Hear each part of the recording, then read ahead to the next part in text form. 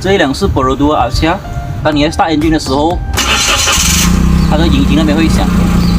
有一些可以自己去检查的，比如这一个，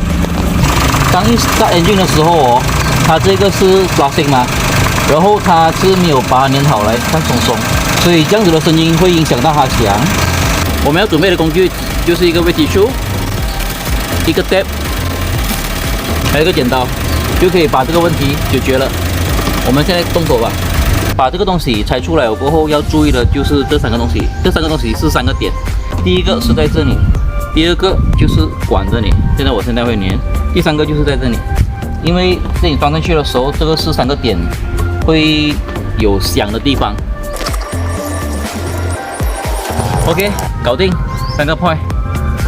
试一下看还有没有声音，声音解决。